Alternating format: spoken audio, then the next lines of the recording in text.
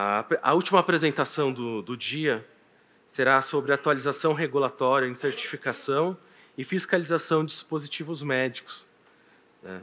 A apresentação será a atualização sobre as novas normativas da Anvisa na área de certificação e fiscalização, incluindo a utilização do MDSAP, novos procedimentos utilizados para inspeção e programas de fiscalização. Para esse painel, eu gostaria de chamar ao palco a Patrícia Gomes da Silva. Ela é gerente de assuntos regulatórios da Johnson & Johnson MedTech, farmacêutica, pós-graduada em administração de empresas, 15 anos de experiência em assuntos regulatórios para dispositivos médicos e cosméticos. E também gostaria de chamar ao palco o Dr. Tiago Rezende Pereira Cunha, farmacêutico bioquímico pela Universidade Federal de Ouro Preto, mestre em Engenharia de Materiais pela Universidade Federal de Campina Grande, especialista em regulação e vigilância sanitária da Anvisa desde 2007, atuou na área de medicamentos até 2011 e com registro de dispositivos médicos entre 2011 e 2016. Trabalha desde 2016 na área de inspeção e fiscalização da Anvisa, sendo representante brasileiro do MDSAP desde 2018. Atualmente é representante do Brasil no Comitê Gestor do IMDRF e atua desde 2024 como gerente de inspeção e fiscalização de dispositivos médicos da Anvisa. Obrigado.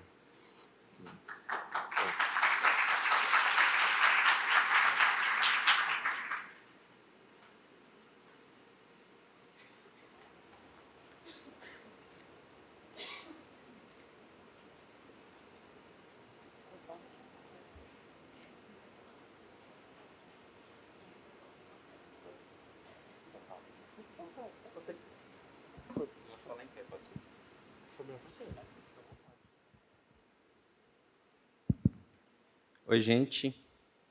Boa tarde a todos, boa noite, na verdade, né? Primeiro, queria agradecer quem ficou aqui até agora, né? Não sei se ficaram por causa dessa apresentação ou para escapar do trânsito, né? Que eu acho que vai ser melhor a partir de agora.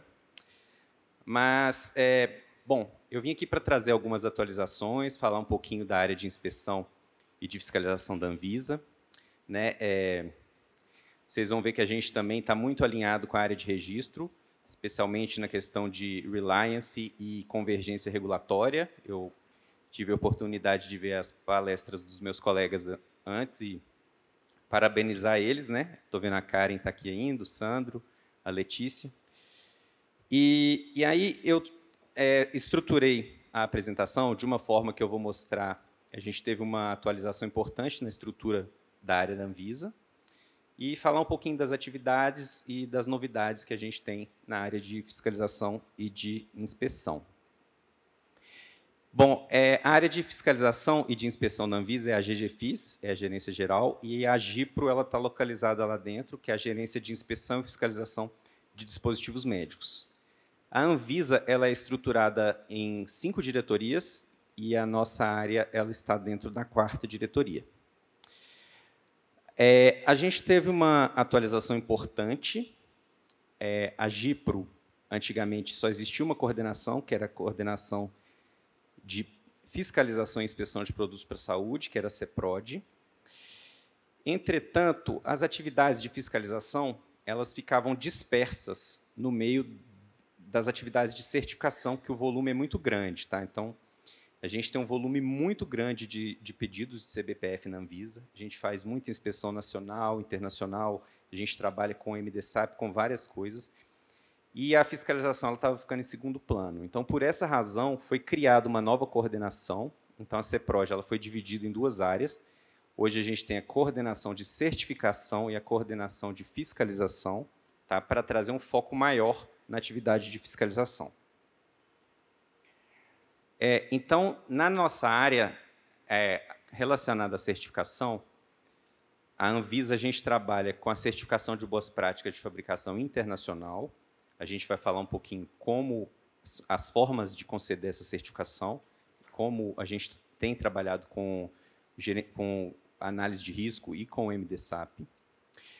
A gente também trabalha com a certificação nacional, tá? A certificação nacional, a Anvisa faz todo o processo de certificação. Entretanto, as inspeções a Anvisa realiza em 20 estados, que são os estados centralizados, e 7 estados são descentralizados. São os 3 estados do Sul, mais São Paulo, Minas Gerais, Rio de Janeiro e Goiás, são estados que fazem a própria inspeção e enviam o relatório para a Anvisa estar finalizando o processo de certificação. Outra atividade na área é a certificação de boas práticas de armazenamento e distribuição, que a gente emite a certificação para as distribuidoras. Com relação à certificação de boas práticas, a gente tem a RDC 687, que trata do assunto, né, dos critérios para a realização de boas práticas. Esse certificado ele é mandatório para os produtos classe de risco 3 e 4 no Brasil. Ele é válido por 2 anos para os fabricantes que não participam do programa MDSAP. E uma das novidades, né, que a gente trouxe ano passado, que a gente está completando 1 ano agora, é a validade estendida para os fabricantes que participam do MDSAP. Então, foi um grande benefício, aí, uma grande conquista, né, do setor, esse prazo ampliado para o MDSAP, que está completando 1 ano hoje, né, essa semana. Eu vou falar um pouquinho sobre a consulta pública e a nossa nova RDC de gestão de risco, mas, para explicar um pouquinho, é preciso entender como funciona o fluxo de CBPF na Anvisa. Tá? Então, as empresas, tanto as nacionais quanto internacionais, elas fazem uma solicitação na Anvisa, todo mundo que precisa de um certificado de boas práticas para registrar produto classe de risco 3 e 4, fazem uma certificação. Se a empresa é participante do MDSAP, ela segue o caminho de cima aqui, a gente realiza uma análise do relatório, e a gente pode emitir o certificado, né, a maioria dos casos. Quando a gente recebe, eu vou falar com mais detalhes do MDSAP, mas quando a gente recebe um alerta de risco dos organismos auditores, a gente pode agendar uma inspeção da Anvisa. Para os fabricantes que não são do MDSAP, a gente realiza uma análise de risco, que a gente avalia uma série de fatores, o histórico da empresa, relatórios pós-mercado, e com relação a essa análise de risco, a gente define se é necessário uma inspeção Anvisa ou se a gente consegue emitir um certificado via documental. Tá? E, mediante a inspeção Anvisa, a gente pode emitir o certificado ou realizar um indeferimento. No ano passado, em dezembro, a gente teve a consulta pública 1303, de dezembro, que ela trata do gerenciamento de risco,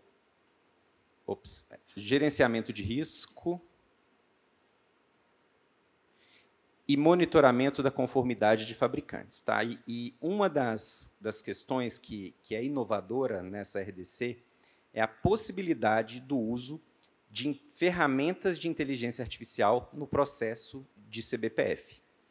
Então, assim, a Anvisa já está com um projeto piloto rodando. Esse projeto, hoje, ele está rodando para medicamentos, e a gente está com a expectativa até o final do ano, a gente começar a trabalhar com inteligência artificial nas nossas análises.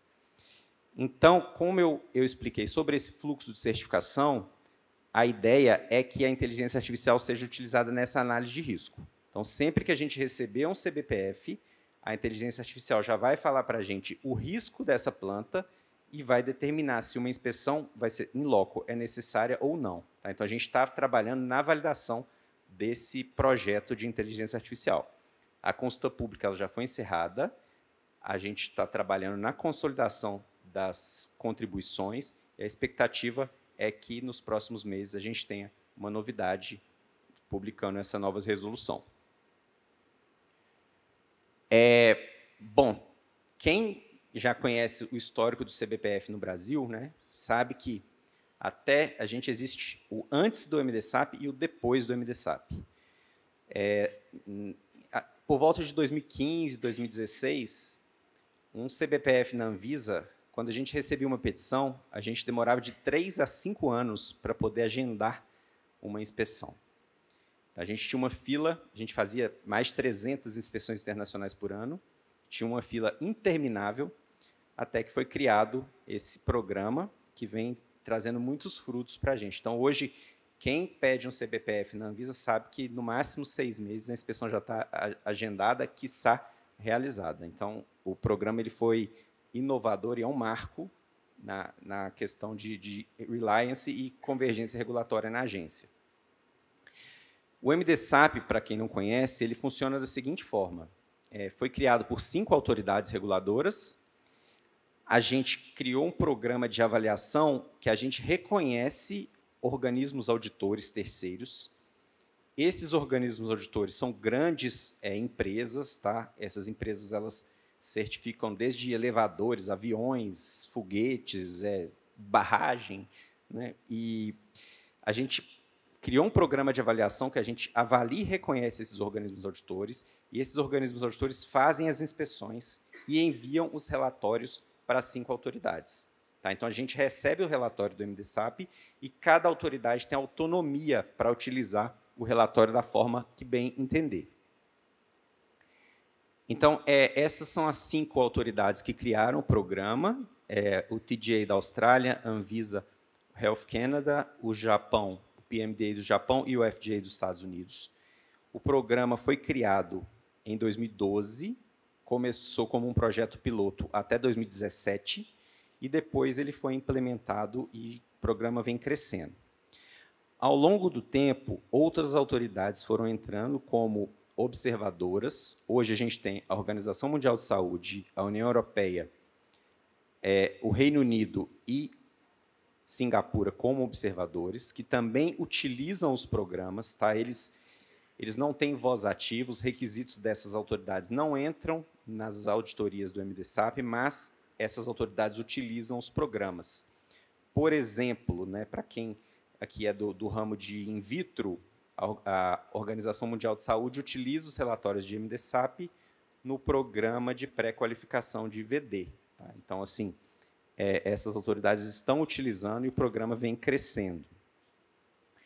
Também foi criada uma nova modalidade de membro, que são os membros afiliados, que são aqueles que chegaram por último, mas que querem utilizar o programa. Então, a gente tem hoje Coreia, Israel e Argentina. E agora, por último, Taiwan, o Quênia e o México também são países que vêm utilizando o MDSAP nos últimos meses, nos últimos anos. No caso da Anvisa, né, aqui eu acho que fica muito claro como que a Anvisa vem utilizando o programa. Ele foi um ponto-chave para reduzir as inspeções de boas práticas de fabricação. Ano passado, conforme eu falei, a gente teve a RDC 850, que a intenção dessa RDC é estimular as empresas a entrarem no programa. Tá? E não é só assim, uma questão de ampliação do certificado, mas existe uma questão de segurança por trás, porque uma empresa que entra no MDSAP ela é auditada todos os anos. E a Anvisa não tem capacidade operacional de estar realizando. Só para vocês terem uma ideia, a gente recebe 1.500 pedidos de CBPF por ano e a nossa capacidade é fazer 200 inspeções. Então, vocês podem ver a importância do MDSAP para a Anvisa hoje. E essa RDC, essa extensão de 2 para 4 anos, ela é condicionada à permanência dos fabricantes no programa. Tá? Então, vocês podem observar, quando o MDSAP, a Anvisa começou a utilizar o MDSAP em 2017, somente 38 certificados foram emitidos pelo programa, o que correspondia a 4% dos certificados. No último ano, foram emitidos 708 certificados via MDSAP, o que corresponde a 62% dos certificados. Então, a gente vem crescendo ano a ano a utilização do programa e ele vem contribuindo para que a gente possa estar com os pedidos de CBPF em dia. Tá? Então, foi um marco muito importante para a agência, o programa. Então, aproveitar para fazer uma propaganda, né, para quem não estiver no programa ainda. As principais vantagens para os fabricantes de aderirem ao MDSAP. Primeiro, é a racionalização dos recursos. Uma empresa que entra no MDSAP, principalmente para quem exporta, em vez dela receber uma inspeção do Brasil, outra dos Estados Unidos, outra do Japão, ela vai receber uma inspeção só, vai poder usar nos 5 membros e nos demais países que vêm utilizando o programa. Hoje tem mais de 15 países que utilizam o MDSAP de alguma forma. Segundo, o sistema de qualidade dessa empresa vai ser avaliado contra diversos regulamentos, não só a ISO 13485, a RDC 665 do Brasil, como legislação dos Estados Unidos, do Canadá. Então, e o MDSAP, cada vez mais, ele tem sido reconhecido como um padrão de qualidade internacional. Além disso, a gente tem a facilidade, né, quem está no MDSAP tem facilidade de comercializar os produtos nesses países e, claro, é a via que a gente chama via rápida de CBPF no Brasil, é o MDSAP. Então, hoje, a gente tem mais de 6.900 empresas no mundo que fazem parte do programa. Temos 15 organismos auditores. Tá? Quem quiser participar do programa, procura diretamente os organismos auditores. E a gente tem as 5 autoridades que fazem a avaliação dos organismos auditores e construíram o programa. Tá? Por fim, aqui eu queria mostrar um pequeno vídeo que mostra onde que estão localizadas as empresas do MDSAP. Vocês podem ver que tem bastante empresas nos Estados Unidos. O Brasil, a gente está caminhando ainda. O pontinho amarelo é o organismo auditor e o pontinho verde são as empresas. No Brasil, hoje, temos 40 empresas. Na União Europeia, tem bastante empresa já no programa. Na África, tem bem pouquinho, na África do Sul. Vocês podem ver que China, Japão e Coreia tem bastante também. Malásia, Tailândia e na Austrália é meio parecido com o Brasil, cerca de 40, 50 empresas. E esses aqui são os organismos auditores que fazem parte do MDSAP. Antes de mudar de assunto, eu só queria trazer eu não fiz um slide específico, mas eu queria trazer uma atualização sobre o MDSAP. A gente vai começar um projeto piloto de ampliação do MDSAP, vai ser lançado no fórum agora, estou falando para vocês de primeira mão. A gente vai ter o fórum do MDSAP daqui 3 semanas, vai ser realizado na Holanda esse ano, e vai ter uma expansão do programa para fabricantes terceiros. O MDSAP hoje, ele só é permitido o fabricante legal participar do MDSAP. Então, a gente está abrindo o programa para fabricantes terceiros, empresas terceiristas que fazem ou uma etapa da produção ou fabricam um produto no nome de outra empresa. Então, vai ser permitido esses fabricantes terceiros entrarem no MDSAP. É uma atualização importante que vai ser lançado agora em junho. Bom, queria também trazer algumas atualizações para vocês com relação ao IMDRF, que é o Fórum de Reguladores de Dispositivos Médicos. Tá? Lá na GIPRO, a Anvisa tem 2 cadeiras no comitê gestor. Hoje eu estou representando a GIPRO e a Karen, que falou aqui mais cedo, é a representante da GGTPS. Lá na área de inspeção e fiscalização, nós representamos a Anvisa em 3 grupos de trabalho, que é o de Sistema de Qualidade, Software e Dispositivos Médicos Personalizados. Eu queria trazer rapidamente as atualizações que foram discutidas no fórum desse ano. Então, esse ano a gente teve a aprovação da Suíça como um novo membro do comitê gestor. O Brasil é um dos membros fundadores.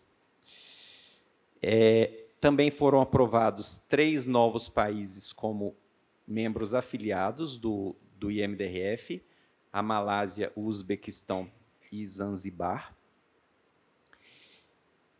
Temos hoje esses 8 grupos de trabalho que estão vigentes.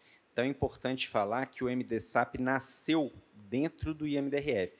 O MDSAP ele era um grupo de trabalho dentro do MDRF que ganhou vida própria e se tornou um programa hoje bastante sucesso, né? E que cresceu bastante. E hoje a gente tem esses 8 grupos de trabalho, né? O de eventos adversos, terminologia de eventos adversos, inteligência artificial, evidências clínicas de in vitro, o de submissão de regulação de produtos, boas práticas regulatórias, produtos médicos personalizados, sistema da qualidade e de software como dispositivo médico.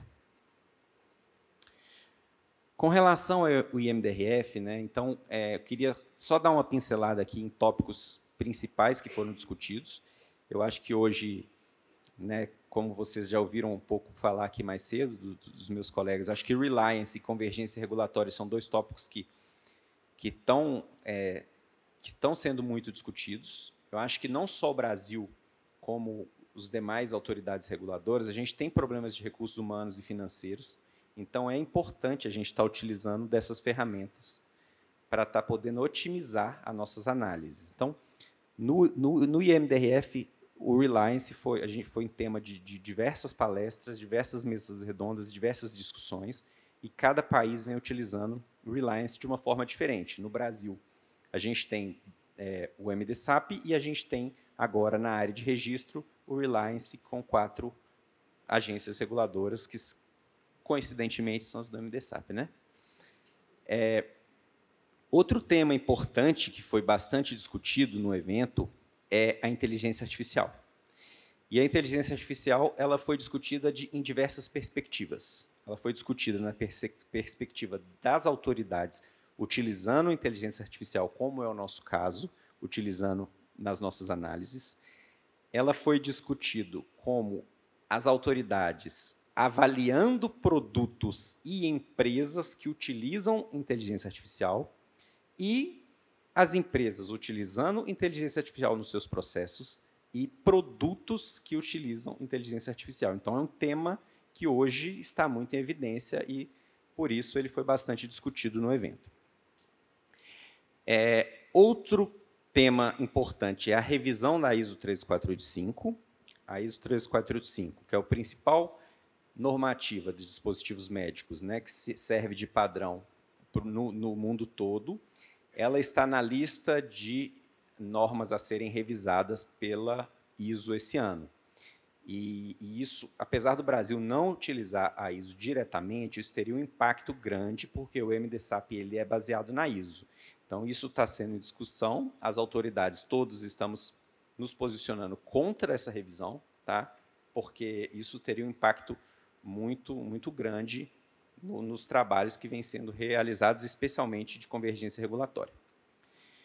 E, por fim, eu queria falar e já convidar todo mundo que daqui a 2 anos o fórum do IMDRF vai ser aqui no Brasil. Tá? Então, esse ano, o Japão é a presidência, a próxima é Singapura, e 2027 vai ser no Brasil, serão 2 reuniões, e a Anvisa vai estar encabeçando essa organização. Vai ser uma excelente oportunidade de todo mundo estar participando do evento. Bom, acho que falei um pouquinho das questões relacionadas à certificação. Agora eu vou mudar um pouquinho de tópico para a área de fiscalização. Tá? Então, conforme eu falei, foi criada uma área de fiscalização específica dentro da GGFIS. À medida que a gente vai trabalhando com MDSAP, com Reliance, a gente vai tendo mais perna para poder fazer atividades de fiscalização. Então, a gente trabalha apurando denúncias, né? A gente tem os dossiês de investigação, a gente tem aumentado a quantidade de inspeções investigativas que a gente vem realizando, e a gente tem feito alguns programas de monitoramento e fiscalização nos últimos anos. Tá? Então, esses programas que estão rodando ainda, né? De seringas, agulhas e equipos.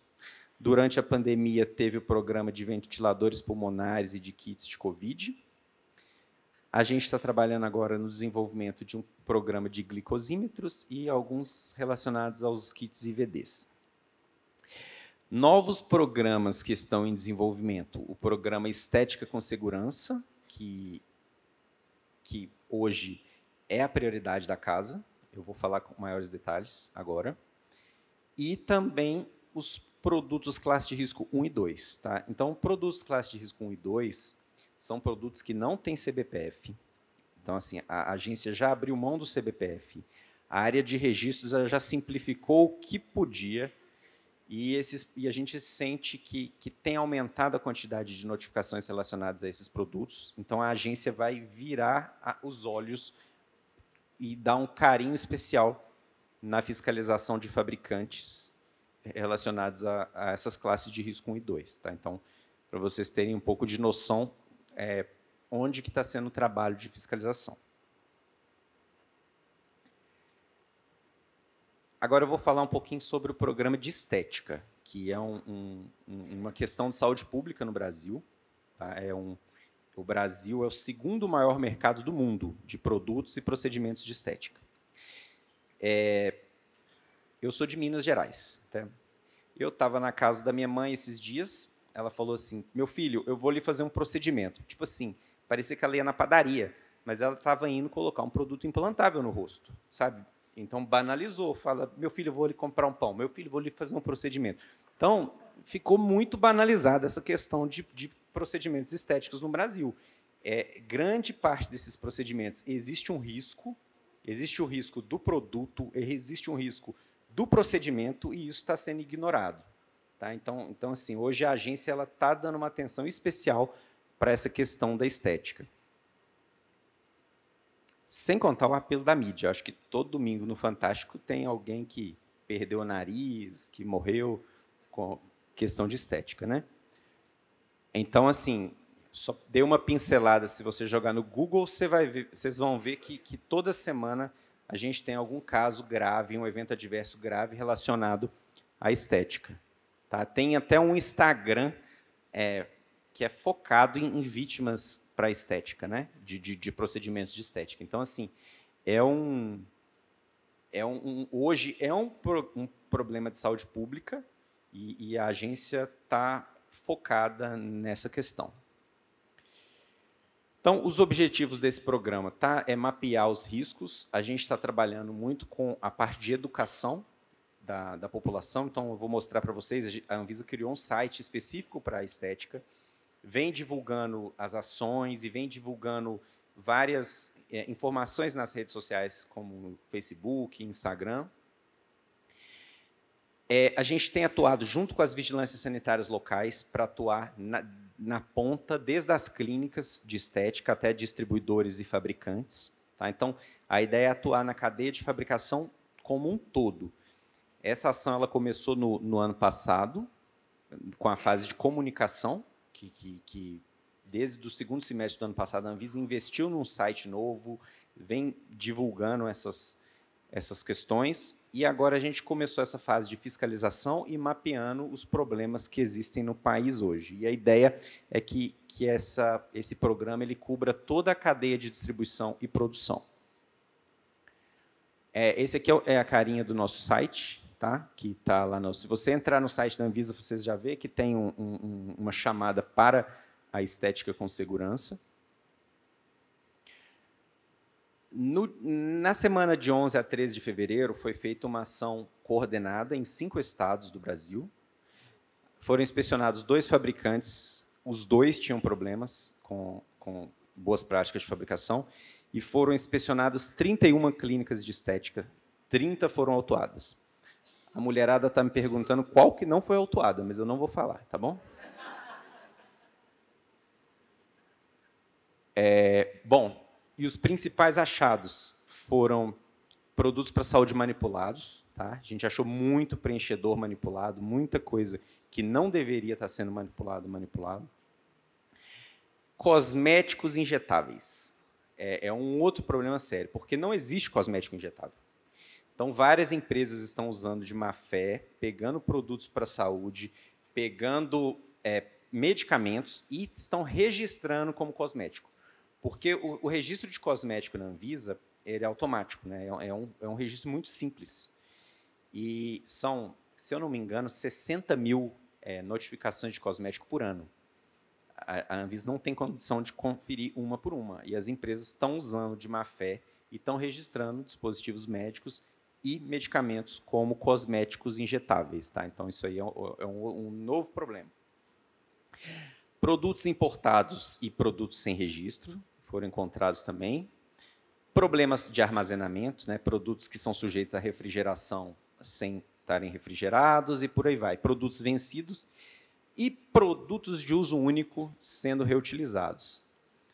A gente viu, eu acho que é uma prática relativamente comum, né? Mas assim, os preenchedores como ácido hialurônico são produtos de uso único, mas o que a gente tem observado é que os médicos utilizam o produto, colocam o nome do paciente e põe na geladeira para fazer o retoque. E aí você abre a geladeira, tem 50 seringas de pacientes, todas juntas.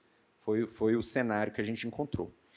Encontramos, inclusive, uma empresa em Minas, infelizmente, na minha terra, que estava reaproveitando ponteira para fazer microagulhamento em diferentes pacientes. Então, assim, o cenário foi caótico. Tá? Bom, então, falei um pouquinho da questão da estética, da fiscalização. Tá? Eu estou falando rápido porque já está tarde, todo mundo já está abrindo a boca de sono. Mas eu vou, para finalizar, na Anvisa, dentro da GGFIS, a gente tem um sistema de qualidade, que a gente tem os procedimentos operacionais padrão que são utilizados tanto pelos funcionários da Anvisa, como pelos técnicos do Sistema Nacional de Vigilância Sanitária. Tá? Então, a gente tem os procedimentos que a gente utiliza para fazer a inspeção. E para que eu estou falando isso para vocês? Porque vocês sofrem as inspeções. Né? Então, é importante vocês saberem as atualizações que a gente teve nesses procedimentos recentemente. Tivemos 3 procedimentos que foram atualizados agora, nos últimos meses. O primeiro deles é o POP 013, ele é a elaboração de relatórios de inspeção. Tá? Então, vocês são inspecionados, vocês recebem os relatórios, então esse procedimento ele foi atualizado. O segundo procedimento que foi atualizado é o 016, que é categorização de não conformidades e classificação de estabelecimentos fabricantes de produtos para a saúde. E o terceiro que foi atualizado é o POP 017, que fala do planejamento de inspeções baseado no risco sanitário associado. Tá? Então, esses 3 procedimentos foram atualizados. As atualizações elas são semelhantes neles, então, por isso que eu falei os procedimentos e vou explicar quais foram as principais atualizações. Tá? Então, a gente atualizou a forma de categorizar as não conformidades. Agora, existe um formulário de não conformidades que não existia antes. Né? Antes, quando uma empresa tinha não conformidades, a Anvisa exarava uma exigência. Agora, existe um formulário de não conformidades que a gente troca, a empresa manda o plano de ação, a gente avalia, a gente tem uma troca com as empresas e também a classificação dos estabelecimentos foram as principais atualizações. Tá? Então, a categorização de não conformidades. No passado, as não conformidades elas eram classificadas de 1 a 5, sendo 1 a não conformidade de menor risco e 5 a não conformidade de maior risco. Hoje a gente atualizou, primeiro a gente atualizou para menor, maior e crítica, mas acabou que a gente harmonizou com a área de medicamentos e as não conformidades elas ficaram classificadas em outras, maior ou crítica. Tá? Então, só tem 3 níveis de não conformidades agora. É uma novidade que vocês vão se deparar quando forem inspecionados pela Anvisa ou pelos colegas do Sistema Nacional de Vigilância Sanitária.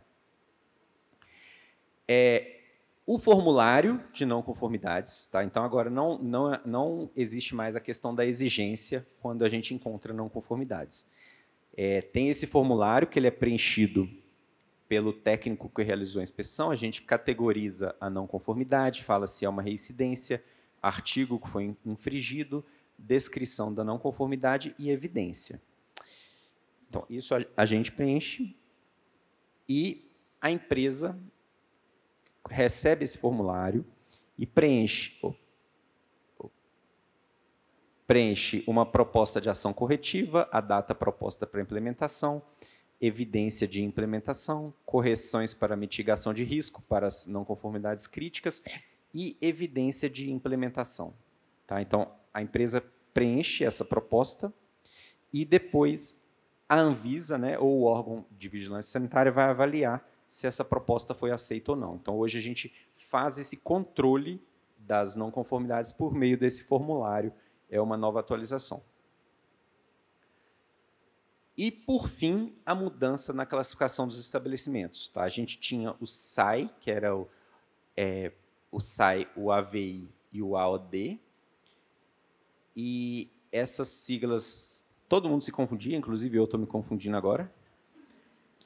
Então, por isso que a gente mudou essa classificação para cumpre boas práticas de fabricação, cumpre boas práticas de fabricação com ação corretiva e não cumpre as boas práticas de fabricação. Então, são as 3 novas classificações que foram atualizadas nesses procedimentos. Bom, era isso que eu tinha de atualizações. Acho que fui bem rápido, né? O tempo está curto e agradeço. A gente está aberto aí para as perguntas. Obrigado.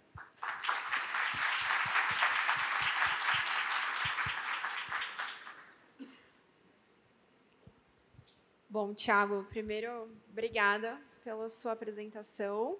Serei breve aqui nas perguntas, porque separamos todo mundo da volta de casa, mas eu acho que um tema tão interessante assim a gente merece conversar um pouquinho. E eu queria começar dando os parabéns por esse 1 ano da RDC 850. Ela realmente foi um marco muito importante para nós do setor. O ano que vem a gente começa a ver os ganhos reais, né, financeiros e de recursos humanos, porque o trabalho que isso gera dentro das empresas é considerável. Então, realmente foi um grande ganho e parabenizar você especialmente, porque a gente sabe da sua luta lá dentro para que a gente tivesse essa RDC. Então, muito obrigada. E, claro, acho que tão interessante aqui a gente escutar da utilização da inteligência artificial nos processos, né? Um tema tão da atualidade que a gente vê um projeto piloto como esse e eu acho que a gente também só tem a ficarmos orgulhosos aqui de tudo que está sendo considerado. Mais uma pergunta que a gente tem, uma curiosidade, o quanto você falou aqui bem rapidinho, né? Então, o que tem de tecnovigilância, por exemplo, mas a gente sempre tem muita curiosidade e necessidade para ter melhorias, a gente estabelecer processos melhores, de quais os critérios para a definição de uma inspeção in loco ou não. Existe a possibilidade da gente, por exemplo, agilizando esses processos com inteligência artificial, que a gente, de alguma forma, receba, que a gente tenha a devolutiva de quais foram esses critérios? Bom, vamos lá. Eu já falei um pouquinho do histórico, né? Esses critérios e a história é simples. A Anvisa, a gente não consegue inspecionar todas as empresas e aí foi preciso a gente, né? O MDSAP hoje ele abarca metade dos pedidos, praticamente um pouco mais da metade dos pedidos que a gente recebe, mas ainda ficam 700 CBPFs e a gente tem capacidade de fazer 200 inspeções internacionais, vamos dizer assim. Então, a gente precisou considerar uma série de fatores. Esses fatores eles estão disponíveis no site da Anvisa, mas não tem a pontuação que é atribuída a cada um deles. Tá? Eu vou falar aqui. Primeiro, a gente considera o histórico da empresa, se a empresa já foi inspecionada pela Anvisa ou não. Tá? Então, se a empresa já foi inspecionada pela Anvisa, normalmente a gente não vai, a não ser que tenha alguma questão relacionada ao pós-mercado. Tá? Então, é o primeiro ponto. Se essa empresa foi inspecionada pela Anvisa, a gente vê o histórico dela, se a inspeção da Anvisa teve várias não conformidades ou não. A gente vê a localização dessa empresa, se ela está localizada em países que estão no comitê gestor do IMDRF, é o corte que a gente utilizou, porque a gente entende que são países que têm um arcabouço regulatório mais robusto, né? E aí, esses países que estão localizados, as empresas localizadas nesses países, elas ganham uma pontuação menor de risco, né? E empresas que estão localizadas em outros países, a gente considera que tem um risco maior. Tem também os relatórios que a gente recebe de outras, no peticionamento, né, de outras agências e de organismos auditores, a classe de risco do produto e o tempo que esse produto já está no mercado brasileiro. Então, são basicamente esses critérios que a gente utiliza. Cada critério desse tem uma pontuação e aí a gente estabelece uma nota de corte, né? Passou dessa pontuação, a gente agenda uma inspeção in loco. Tá? E a ideia é que a inteligência artificial faça isso e a gente consiga economizar mais recursos com essa nova ferramenta. interessante. Obrigada. A gente podia lançar uma trend aqui, né? Então, o nosso aqui desse painel vai ser usem MDSAP, né? Usem MDSAP, bebam água. Bom, continuando, como setor, a gente sempre celebra o que a gente tem aqui, mas a gente também olha o futuro. A gente, né, aqui no lugar de setor, a gente sempre tenta ajudar a Anvisa também, identificando oportunidades onde seriam interessantes aqui. Uma das coisas que a gente sempre conversa é sobre a possibilidade dos certificados MDSAP substituírem os pedidos de CBPF. E aí eu queria te perguntar o quão próximo, o quão viável isso seria. Bom, é uma pergunta complexa essa. A gente só teve um país no mundo que fez isso, que foi o Canadá, né, que tornou o MDSAP obrigatório e utiliza esses certificados. Existem duas questões que precisam ser consideradas. Primeiro, é uma questão legal. Isso implicaria numa mudança de lei, porque a lei fala que que a Anvisa deve emitir o certificado de boas práticas de fabricação. Tá? Então, assim, implicaria nisso. O segundo ponto, né, é uma questão que aí já não é nem Anvisa também, mas é uma questão do governo federal, que é uma questão de arrecadação. O CBPF é uma das principais fontes de arrecadação da Anvisa. O dinheiro que a Anvisa arrecada não vai para a Anvisa, tá? Vai para o governo federal. Então, assim, abrir mão desse recurso é complicado.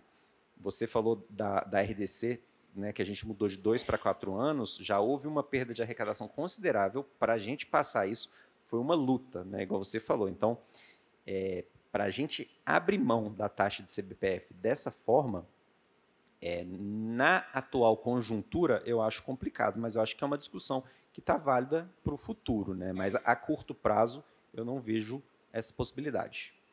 A gente deixa a plantinha, a semente plantada. Todas as reuniões que a gente tem com o setor, aquele velho discurso tipo assim, a gente dá a mão, eles querem o braço, né?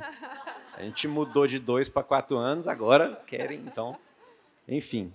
Mas o jogo é esse mesmo. A jornada evolutiva.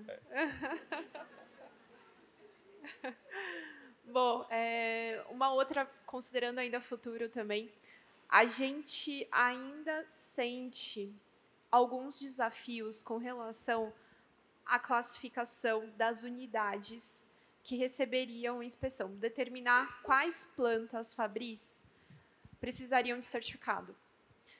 Hoje a gente tem ainda algumas dúvidas em relação à classificação, né, da 687. E se existe alguma possibilidade da gente, alguma discussão para revisão desses critérios, das definições mais especificamente. Tá, vamos lá. Mais uma pergunta interessante. Ela é boa de pergunta, né?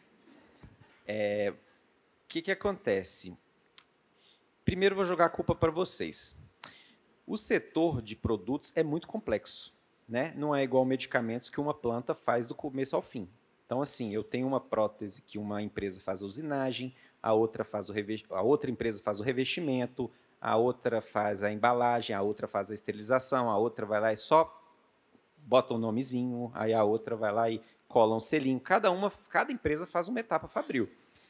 E isso é complicado, porque várias dessas etapas são de altíssimo risco. Tá? Então, assim, a lógica da Anvisa é a gente tentar fazer a menor quantidade de inspeções de CBPFs possível, né, de forma a mitigar o risco.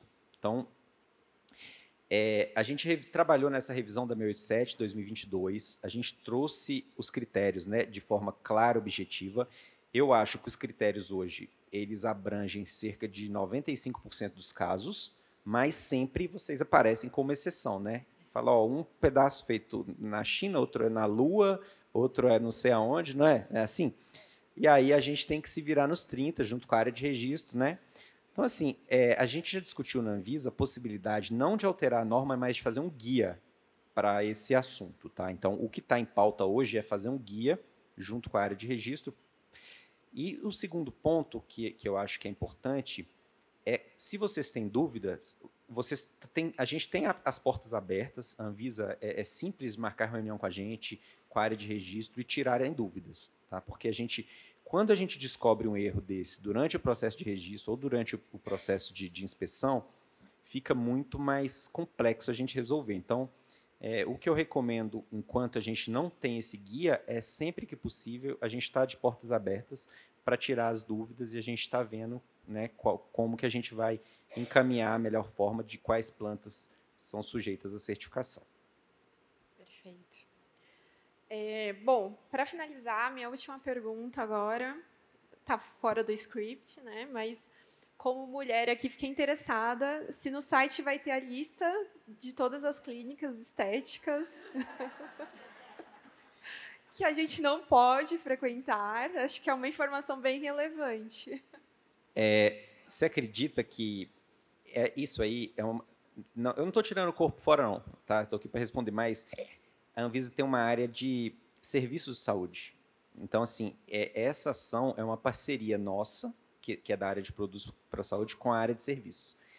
Então, eles publicam as clínicas quando são interditadas, esse tipo de coisa é publicado mais pela área de serviço.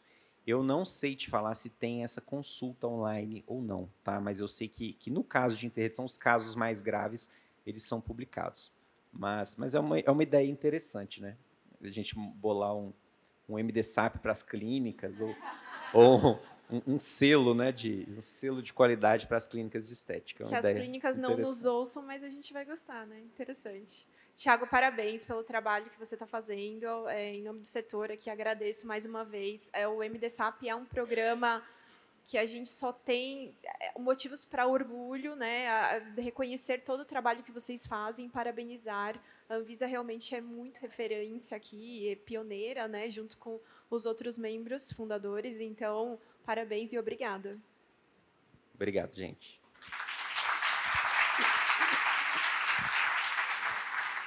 Bom, eu queria só finalizar, queria agradecer, Tiago.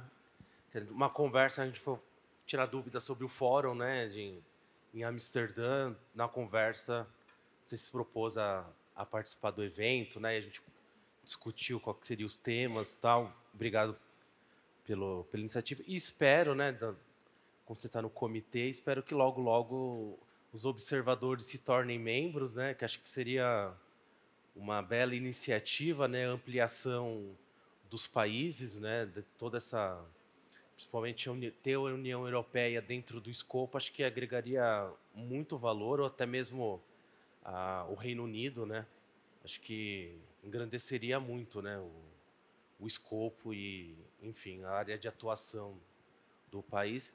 E também a gente está acompanhando muito essa questão da discussão da atualização da ISO, né, da 13485. Está dentro dos grupos que a ABMed participa, DITA, COCIR, enfim, então todo mundo ali brigando para que não faça harmonização, né, para que permaneça do jeito que está. Acho que é o que todo mundo quer, deixa quietinho, siga 9001, tenha vida própria e deixa 13 como está, né? Acho que é o que todo mundo quer, né?